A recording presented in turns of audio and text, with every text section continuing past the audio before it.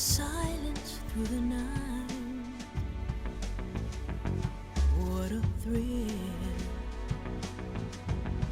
I'm searching and I'll melt into you. What a fear in my heart, but you're so supreme.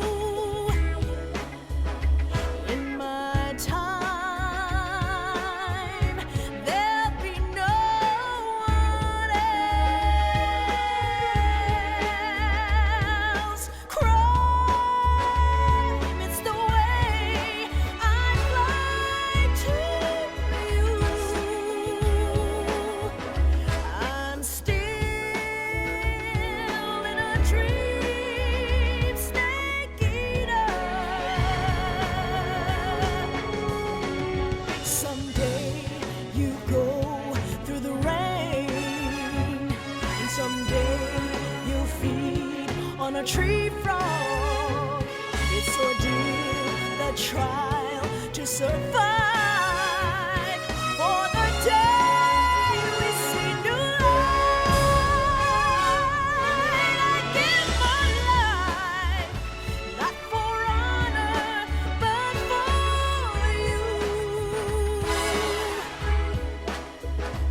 In my time,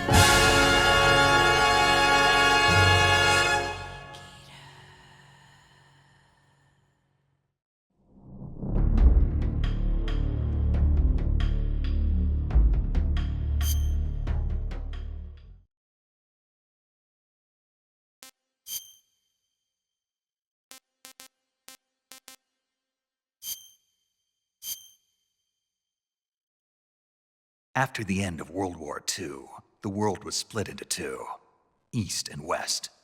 This marked the beginning of the era called the Cold War.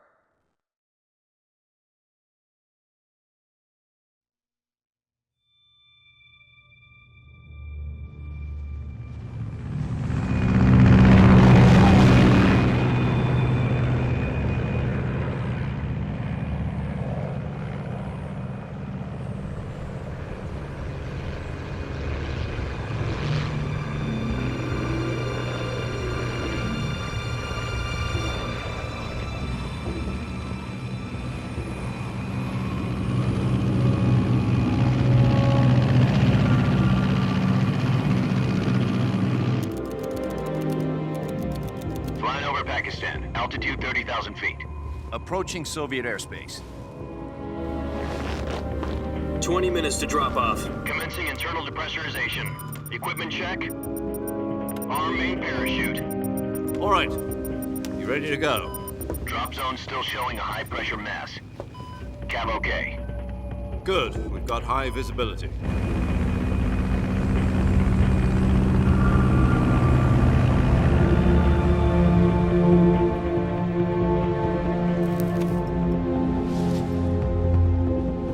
Put out that cigar. Connecting oxygen hose to interior connector. Put on your mask.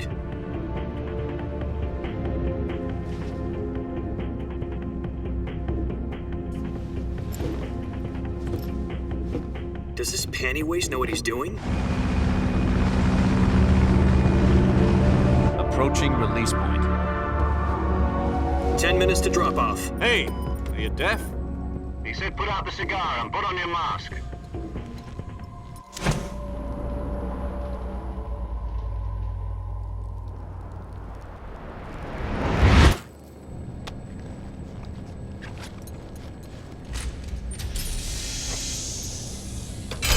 Depressurization complete.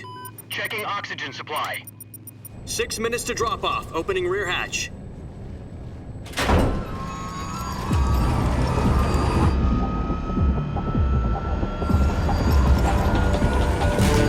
Sunrise.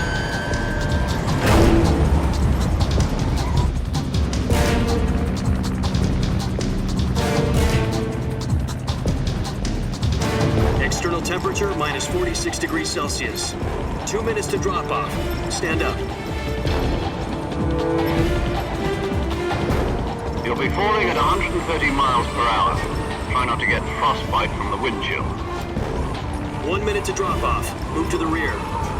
Activate bailout bottle. This is one for the history books. The world's first halo jump. 10 seconds to drop off. Stand by. Status okay. All green. Prepare for drop-off. Countdown. 5, 4, 3, 2, 1. Spread your wings And fly. God be with you.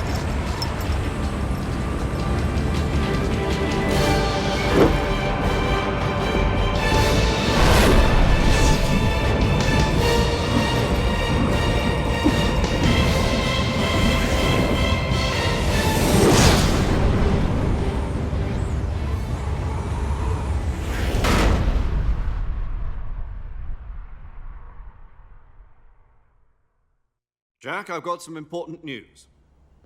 The head of the CIA has finally given us the green light for the virtuous mission. Virtual mission? No, the virtuous mission. The future of our Fox unit depends on it. If it succeeds, we'll be officially organized into a unit. Virtuous mission? Sounds like some kind of initiation ritual. You know, don't get cocky. This isn't a training op. Right. So what exactly is this wonderful mission? Well, about 2 years ago, a certain Soviet scientist requested asylum in the West through one of our moles. His name is Nikolai Stepanovich Sokolov. He's head of the OKB 754 Design Bureau, one of the Soviets' top-secret weapon research facilities, and the East's foremost expert on weapons development. Sokolov? Isn't he that famous rocket scientist? The very same. On April the 12th, 1961, the Soviets achieved the first manned spaceflight in history. The Earth was blue, but there was no God. Well spoken. The rocket that carried Yuri Gagarin into orbit was the A-1, known as the Vostok rocket. Sokolov is said to be the man most responsible for the multi-engine cluster used in that rocket. After Gagarin's flight, Sokolov left rocket development to become the head of the newly established Design Bureau. From a lowly technician to head of a design bureau, that's quite a success story, so why'd he want to defect? It seems he'd become afraid of his own creations. Afraid? Call it a crisis of conscience. And for that, he left his country and his family behind and went over the fence? Not exactly. One of his conditions was that his family was also to be taken safely to the West. We used a mole to get the family out first and succeeded in sneaking Sokolov over the Berlin Wall shortly afterwards. I was the one who conducted the operation. The security on the eastern side was still full of holes back then. Then what? We got Sokolov over in one piece, but the whole ordeal had left him exhausted, and we checked him into a hospital in West Berlin. It took him 2 weeks and more than 600 miles to get from the research facility in the Soviet Union to Berlin. He was in no condition to say anything coherent. And it was only a week later that we had something much bigger on our hands. The Cuban Missile Crisis. October the 16th, 1962, President Kennedy received word that the Soviets were in the process of deploying intermediate-range ballistic missiles in Cuba. The President demanded that the Soviets dismantle and remove the missiles. At the same time, he announced a naval blockade to prevent further missile shipments from reaching Cuba. But the Soviets didn't back down, instead placing their armed forces on secondary alert. Soviet transport ships carrying missiles continued on course towards Cuba. US and Soviet forces went on alert for an all-out nuclear war. Frantic negotiations were conducted through the UN's Emergency Security Council and unofficial channels to end the hair-trigger standoff. Finally, on October the 28th, the Soviet Union agreed to remove its missiles from Cuba, and so the world avoided a nuclear holocaust. But in order to get the Soviets to pull their missiles out, we had to make a deal. You mean the one where the US agreed to remove its IRBMs from Turkey? No. The Jupiter IRBMs deployed in Turkey were obsolete, and we were going to get rid of them anyway. They had no strategic value whatsoever to either the US or the Russians. The Turkey deal was a ruse, a cover story that was fed to the other intelligence agencies around the world. So what did the Russians really want? Sokolov. They wanted us to return Sokolov. You mean the Soviets pulled out of Cuba just to get their hands on Sokolov? That's right. What the hell was he working on? At the time, we had no idea. We were running out of time. It was either give up Sokolov or risk full-scale nuclear war. In the end, we had no choice. President Kennedy gave in to Khrushchev's demand. The next day, I got Sokolov out of the hospital, handed him over to agents on the eastern side. Sokolov kept on screaming, "Save me," until he disappeared from my sight. Then, a month ago, we received some new information from one of our moles. About Sokolov? Yes. He was taken back to the research facility and forced to continue working on the weapon in question under KGB supervision. What's more, it's on the verge of completion. So what kind of weapon is it? Something to do with space rockets? No, missiles. Same technology. I guess you're right. We don't know the details, but it appears to be a new kind of nuclear device. For half a year now, the Soviets have been conducting frequent nuclear tests at Semipalatinsk. Something to do with the weapon, I assume. We're talking about a secret weapon so big that Khrushchev was ready to pull out of Cuba to get it back. Is Sokolov still in the facility? No. According to our intelligence, he's in Selinoyarsk, a place in the mountains about 3 miles to the west that's known as the Virgin Cliffs. The Virgin Cliffs. Nice name for a virtuous mission. They moved him there just recently. Why?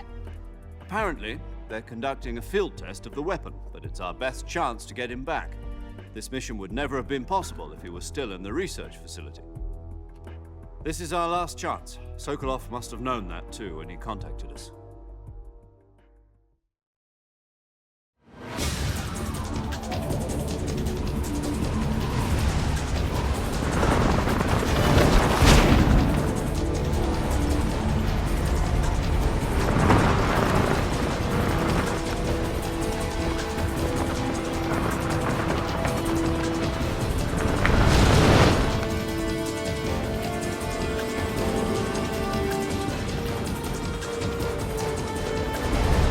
Listen up, Jack. Your mission is to infiltrate Selinoyarsk in the Soviet mountains, ensure the safety of Sokolov, and bring him back to the west.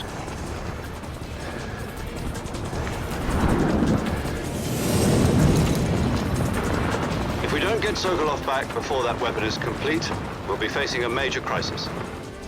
The clock is ticking.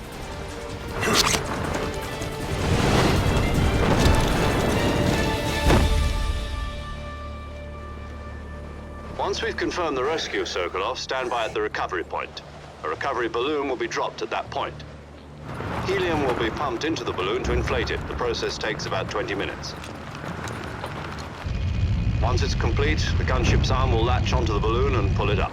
The Fulton surface-to-air recovery system. I'm familiar with the theory. Take it easy. It's been combat-proven.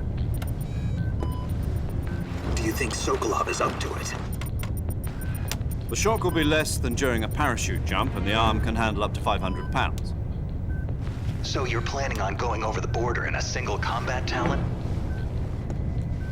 She's equipped with 2 6-barrel 20mm Vulcan cannons, as well as 2 40mm machine guns. Sounds like she could hold her own against a battalion of tanks. Even with the fuel in the reserve tank, we're facing a 4-hour time limit. If all goes well, it shouldn't take more than a few hours. Home in time for dinner. But if anything goes wrong, you'll be eating dinner, breakfast, and all the rest of your meals in the jungle.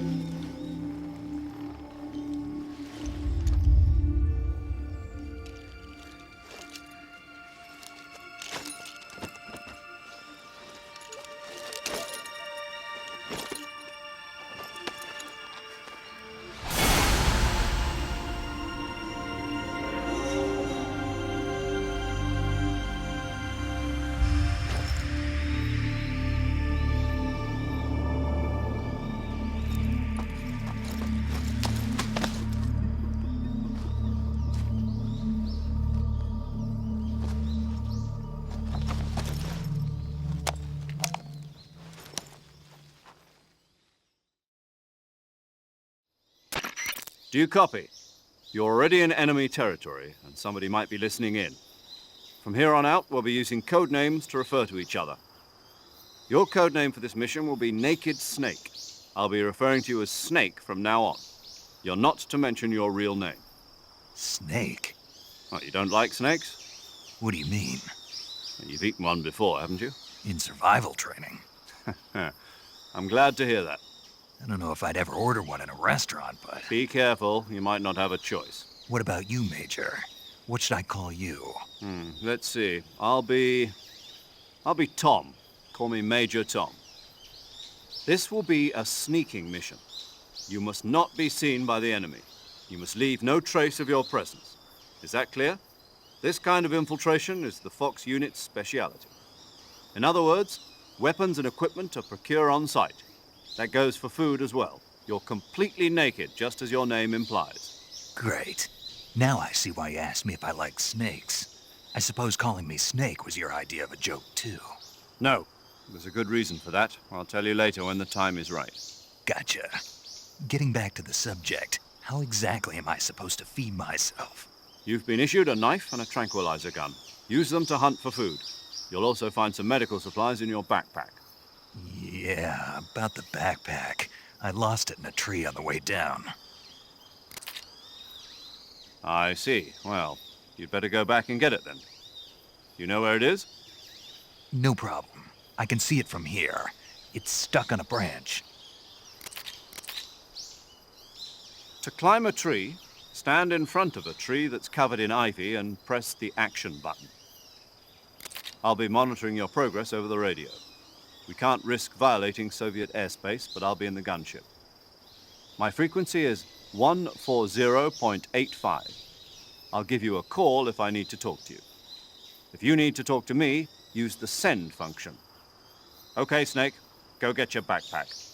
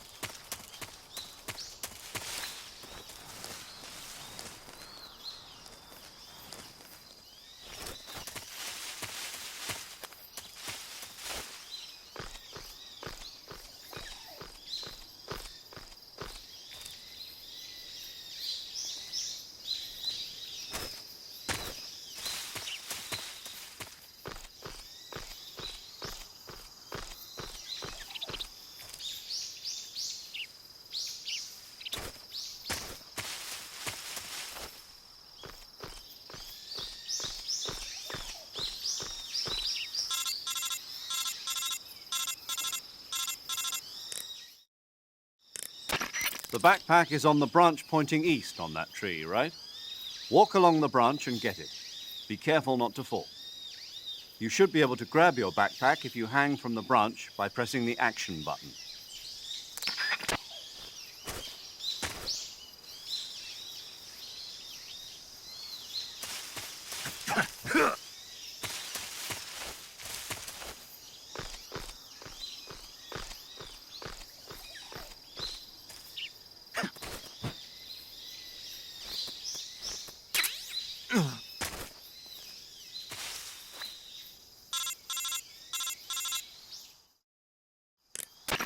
I see you've retrieved your backpack, Snake.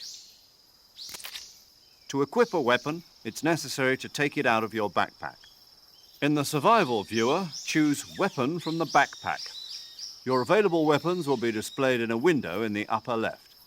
From that list, choose the weapon you want to equip and press the Enter button. For other equipped items, just do the same thing from Item. Got it. Use the survival viewer backpack. Yep, that's right. Survival is fundamental to this mission. After you've been out in the field for a while, your stamina will start to drop. If your stamina gets too low, it'll affect your performance. You won't be able to shoot accurately, for example, and your wounds won't heal as smoothly. Keep an eye on your stamina so you don't run out. To recover lost stamina, you can hunt for local flora and fauna. You can use either your tranquilizer gun or your knife to hunt. My only weapon is a Mark 22 Hush Puppy tranquilizer gun? That's right. It's been fitted with its own suppressor. However, the suppressor will deteriorate every time you fire. Once its durability reaches 0, the noise suppression effect will be gone. So don't get too trigger happy with it. The suppressor's durability is shown in the icon. Any weapons and equipment beyond what you're carrying now, you'll have to find as you go. I have to find my own weapons and equipment? Whose crazy idea was this anyway? Solo covert actions are standard Fox operating procedure. You can't leave any traces of your presence. No weapons, equipment, footprints, sweat, or bodily waste. The same goes for bullets and cartridges, too. Your presence in enemy territory is already a violation of international conventions of warfare. There aren't supposed to be any American soldiers in Russia. It could spark an international incident. You can't let anyone see you. You can't let the enemy know you're there. This is a stealth mission. You're a ghost, Snake, in every sense of the word. And there'll be no rescue if you're captured. The military and US government will deny any involvement in the affair. Then I'll just have to take care of myself, huh? I'm afraid so. You've been given a fake death pill for that purpose. SIS guidelines stipulate that soldiers on covert ops like this one be issued a potassium cyanide capsule. Tape it to your body so you can take it when you need to. How generous of you. Use it if you're taken prisoner by the enemy. It'll send you into a state of false death for a short time. Fooling them into thinking that I'm really dead. So how do I come back to life? Just take the revival pill. You mean that thing they put in my tooth before the mission? That's the one. But be careful.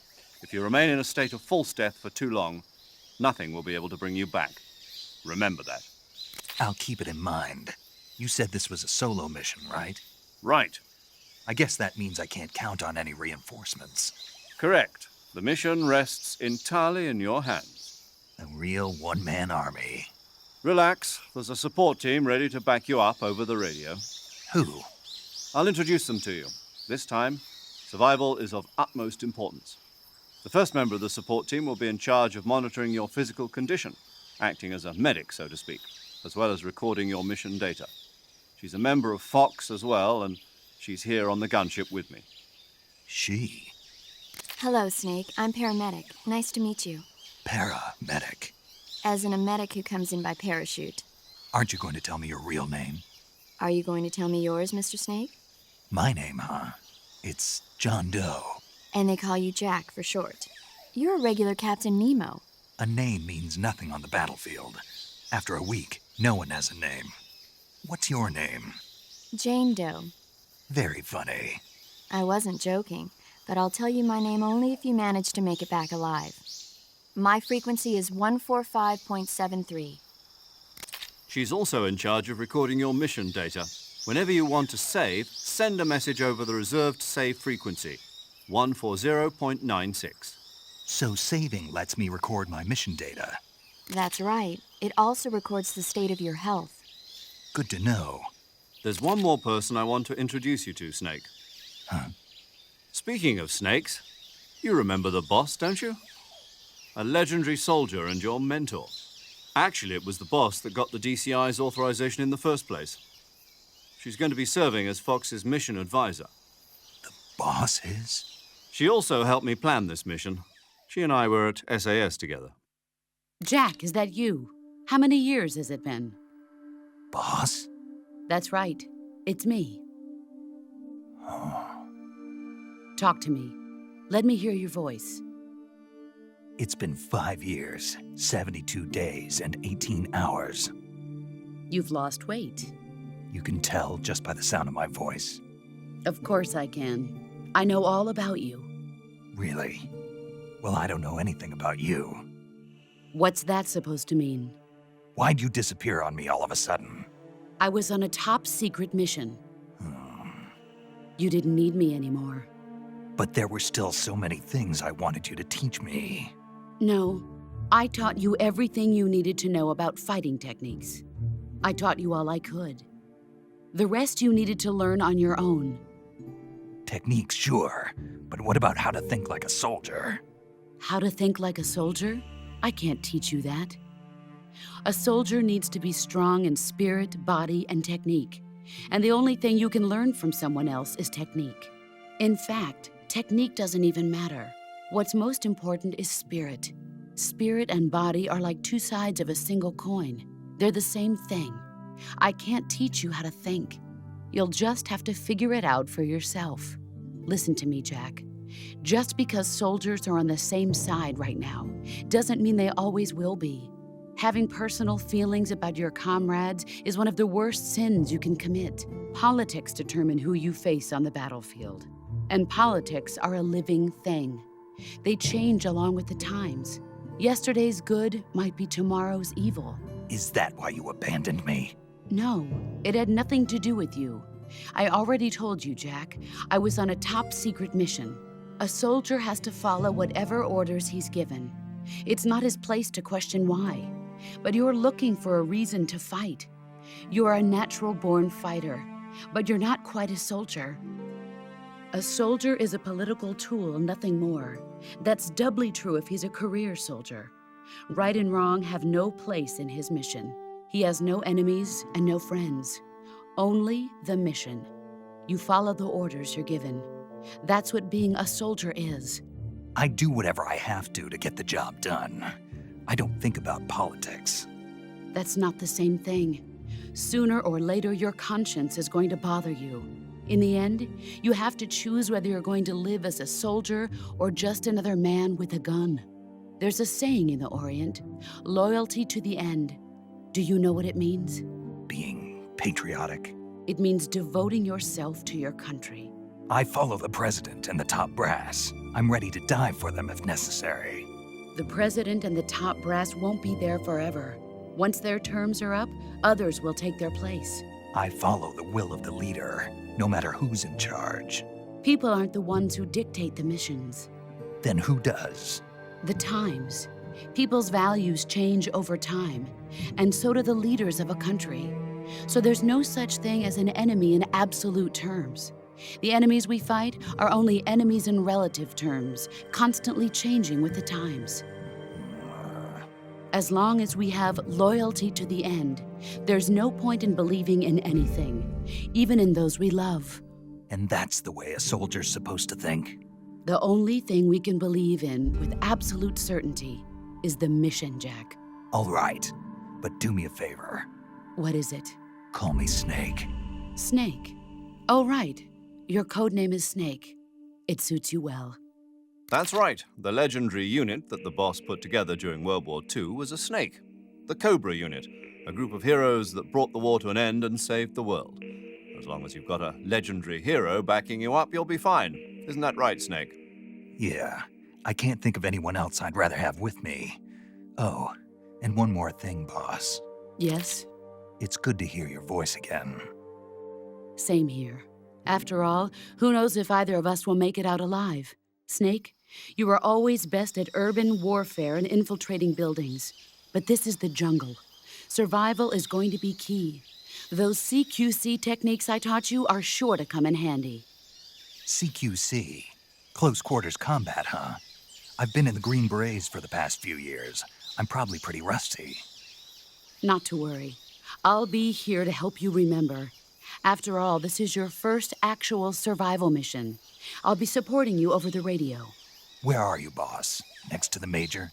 The boss is communicating with us by radio from aboard a Permit-class submarine in the Arctic Ocean. My frequency is 141.80. Call me if you need my advice on battle techniques. Gotcha. Your mission is to retrieve Dr. Sokolov. Dr. Sokolov is being held in an abandoned factory located to the north of your current position. Avoid heavy combat and don't let anyone see you. Don't forget that this is a stealth mission. Snake, try to remember some of the basics of CQC.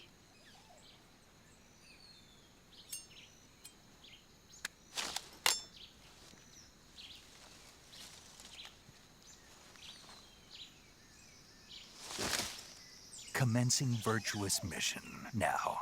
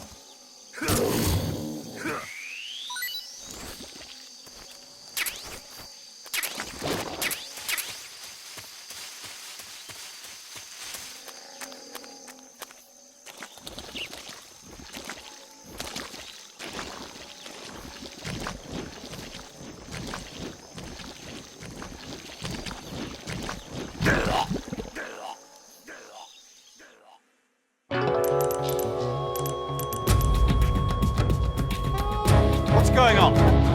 Snake! Snake!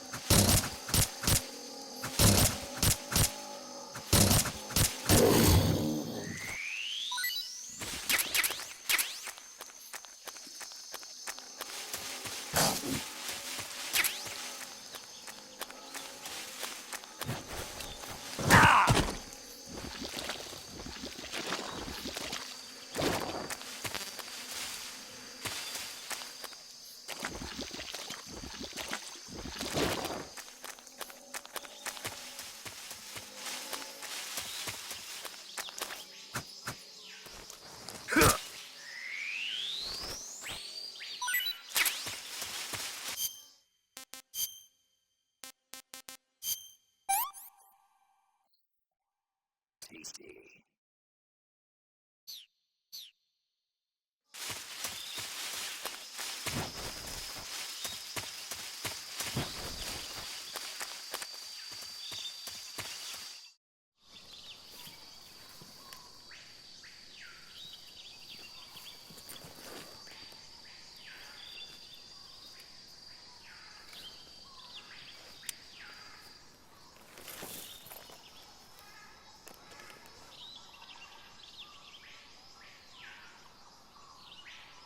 Major, I've spotted 2 enemy soldiers. They're probably KGB troops sent to guard Sokolov. AK-47s and grenades.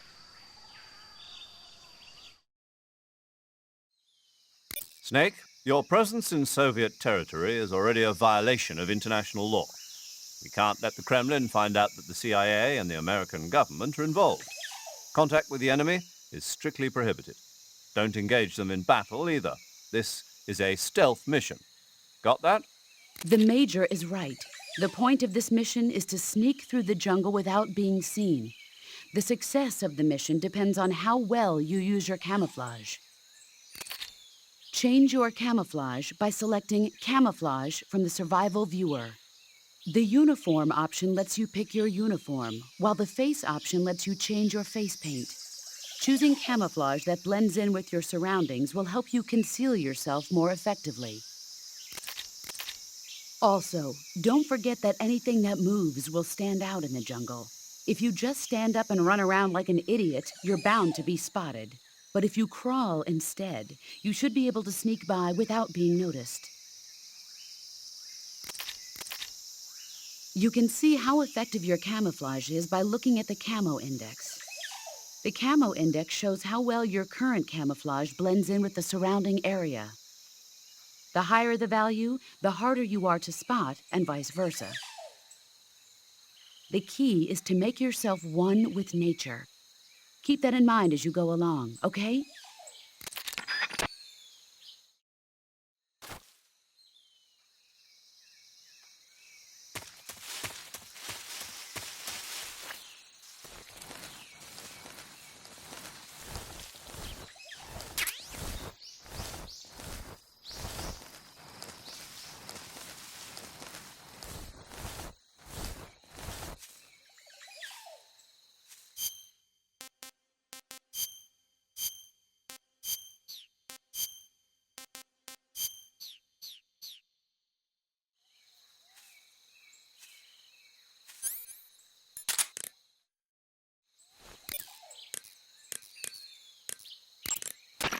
Camouflage is an indispensable tool when you're sneaking through the...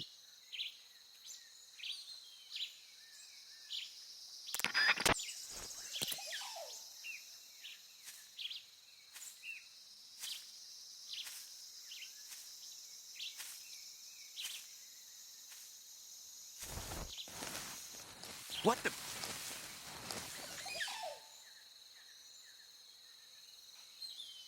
I'm just seeing things.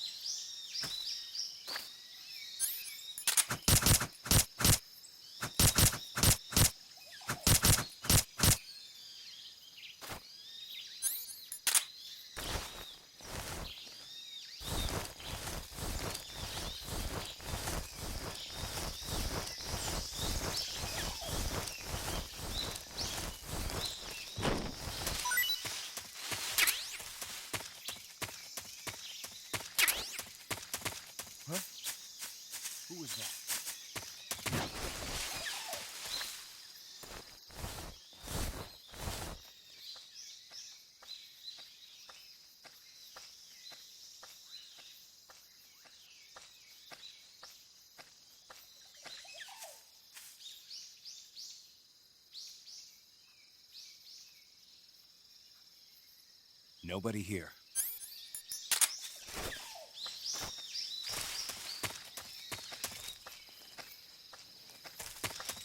Huh?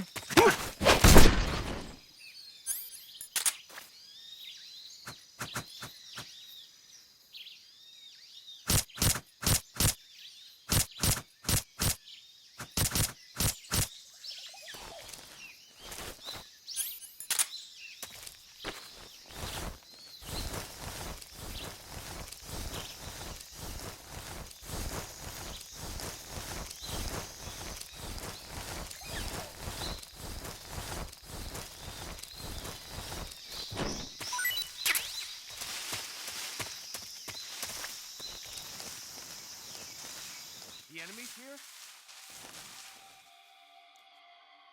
HQ, please respond. This is HQ. Control here. We're being attacked. Enemy position unknown. Going into high alert. Acknowledged. Sending reinforcements. Use extra caution.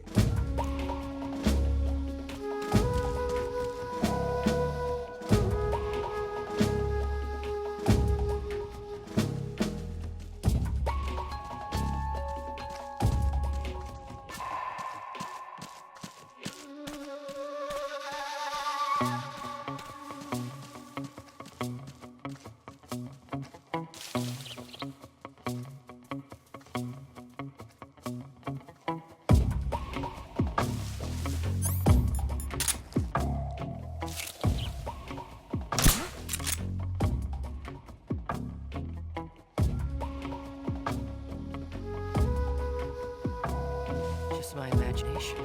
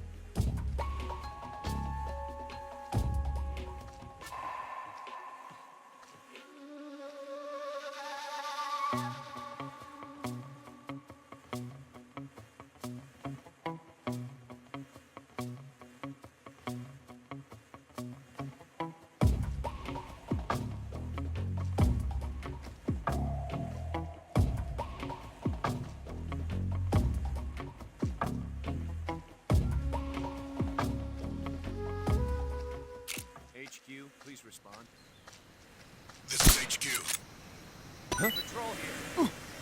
Situation is normal. Understood. Return to your position.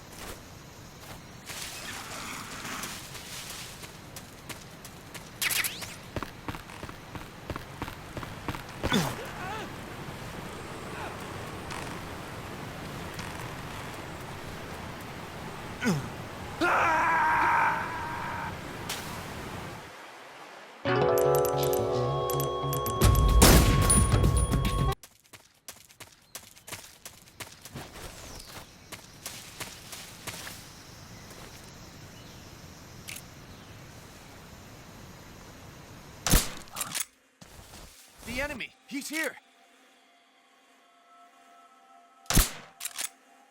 Huh?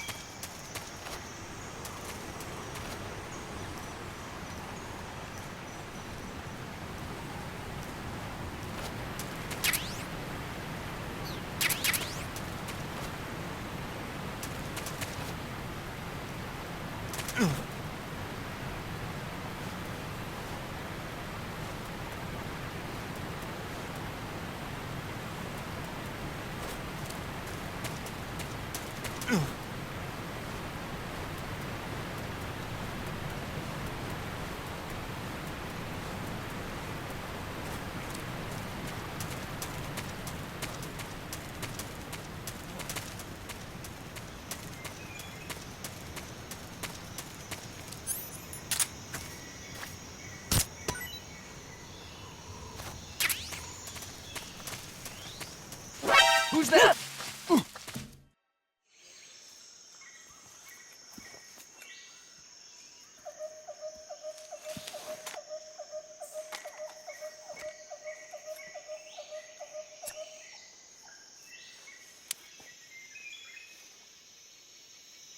Major, I've reached the abandoned factory where Sokolov is supposedly being held.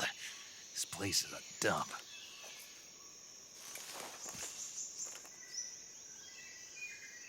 I can't see Sokolov from here.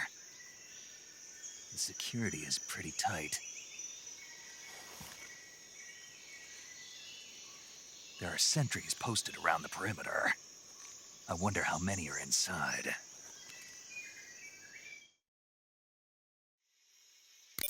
Your objective, Sokolov, is inside the factory. They should be holding him in a room in the northeast section. Northeast section. Got it. Be careful. Your mission is to bring Sokolov back alive. He must not be exposed to any kind of danger. Do not approach Sokolov while in the alert phase. Right. Oh, and one more thing, Snake. You mean there's more? No, it's just that when you get to Sokolov, I want you to tell him something from me. And that is? Sorry for being so late. Is that all? Yes. Understood. Beginning my approach to the target.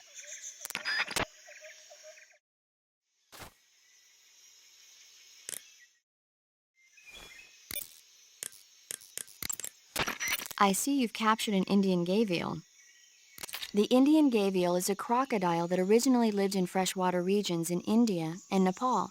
Why are Indian crocodiles way out here?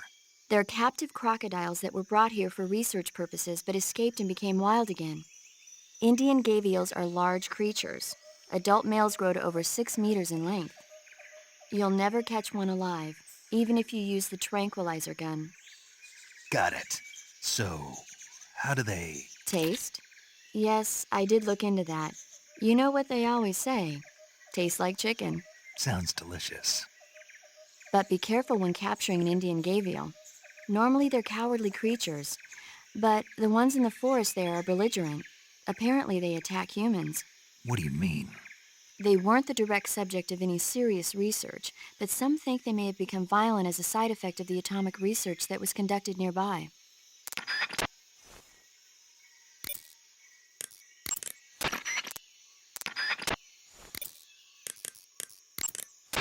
Saving the game, Snake?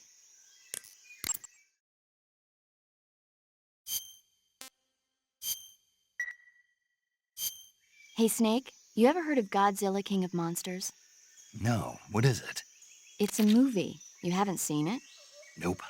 It's about this monster called Godzilla, who grows to an enormous size in a nuclear test and goes on a rampage in Tokyo. Nuclear test, huh? Then the Marshall Islands must be crawling with giant monsters right about now. It's just make-believe. Maybe that's why my pants have been so tight lately. Snake, it's a movie, not a report out of Los Alamos. I know. So then what happened?